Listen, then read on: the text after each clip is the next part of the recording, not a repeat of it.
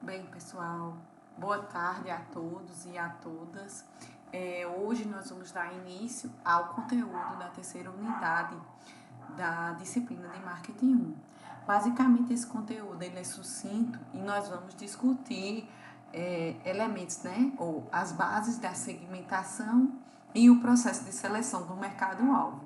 Nessa primeira aula, nós vamos ver, basicamente, o processo de segmentação, como ele se dá e quais são as suas principais características. Lembrando que nessa unidade ela é mais curta e teremos poucas atividades, portanto, fiquem ligados. Quando a gente fala de segmentar, a gente parte do princípio de que a seleção de segmentos ela vai trazer resultados positivos para as organizações. Só que para a gente adaptar as ferramentas de marketing, é preciso entender quais são as características dos consumidores, quais são os elementos que estão sendo base fundamental para que as empresas escolham de forma adequada qual público ela vai querer atender. E é nesse sentido que se dá o processo de segmentação. Primeiramente, se constata que há a existência de mercados heterogêneos no que diz respeito à gestão de marketing. E aí os gestores de marketing identificam essa heterogeneidade do mercado e entendem que é preciso escolher quais os nichos ou quais segmentos de mercado serão atendidos para que ela empregue de forma adequada seus ativos e suas capacidades, de forma que, com a aplicação alinhada às expectativas de um determinado segmento de mercado, a empresa com certeza ela vai obter maior valor percebido para uma gama específica de clientes aos quais ela destinou a sua oferta. Ela elaborou a oferta e conseguiu alinhar as expectativas dos clientes que ela quer atender. Nesse sentido, nós temos aí, né, o mercado seria esse conjunto de clientes aí, que nós teríamos clientes 1, 2 e 3. A partir do processo de segmentação, ou seja, de classificação dos clientes, nós temos dois mercados distintos aí, os clientes 1 e 2. E com o processo de definição de qual posicionamento a empresa quer e da seleção desse mercado-alvo, ela acaba selecionando apenas o mercado de clientes 1 para destinar todo o seu processo de marketing, né, que seria o produto, o preço, praça e a promoção. Nesses termos, existe um processo de segmentação que deve ser seguido para que ele seja base para a elaboração do posicionamento, que seria nada mais nada menos do que a forma com que a organização ela é vista pelos seus consumidores, e o composto de marketing, né, que diz respeito às características operacionais das atividades de marketing. E aí o passo 1 no processo de segmentação seria a escolha das bases e das variáveis que vão ser base para essa segmentação. O passo 2 seria a obtenção e análise de dados.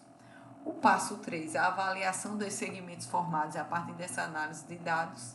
E o passo 4, a seleção do segmento-alvo melhor, ou mais alinhado às expectativas da empresa. Nesses termos, a gente passa então para a discussão do passo 1, bases e variáveis de segmentação.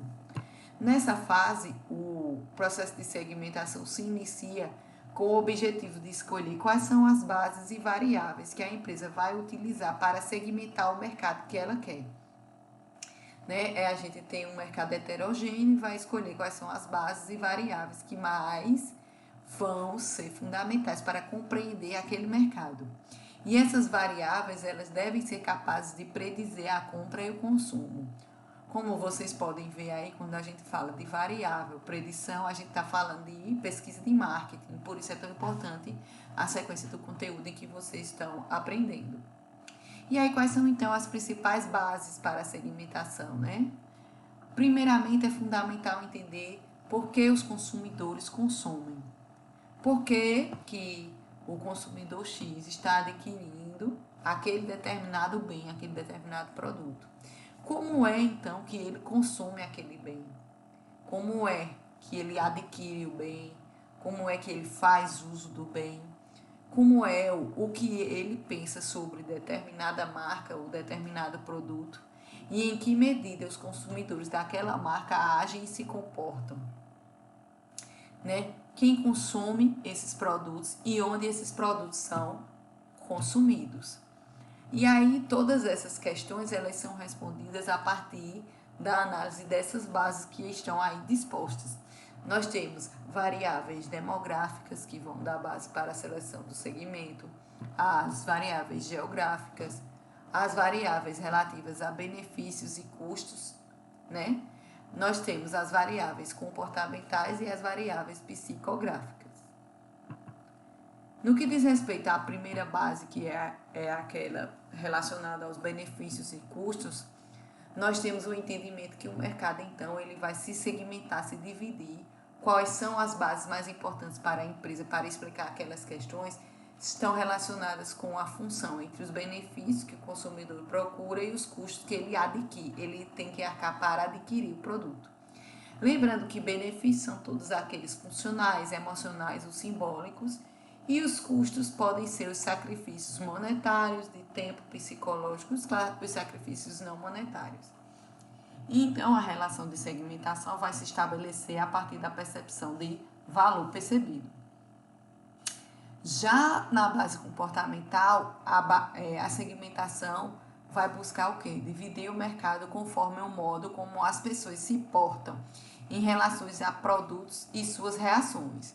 Muitas vezes a gente se limita a analisar o mercado a partir das informações externas que eles nos passam, mas muitas vezes o uso do produto já segmenta e já diz as características comportamentais que estão alinhadas ao consumidor que eu quero atender.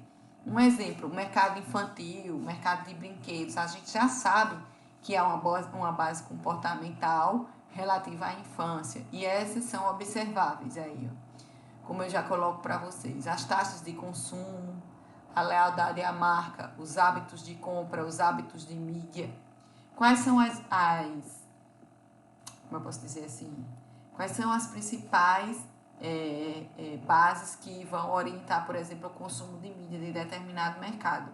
E a partir disso é que a gente observa e define a base comportamental. Já a base psicográfica, ela vai segmentar o mercado a partir dos valores e da personalidade da pessoa, relacionando características que vão desde as compras ao consumo. E aí é possível a gente observar quais são os valores da pessoa. É uma pessoa que valoriza o quê? A natureza, a sustentabilidade. Como é a sua personalidade? É uma personalidade mais ativa, mais passiva? Quais são seus pensamentos sobre os produtos, sobre o consumo como um todo? E como ela se entende?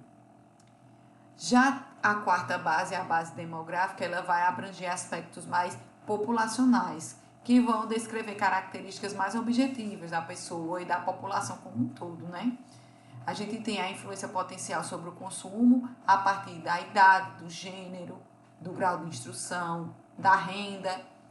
E essas bases demográficas, elas são oriundas basicamente do censo demográfico que o Brasil dispõe, né? A partir do acesso dessas informações.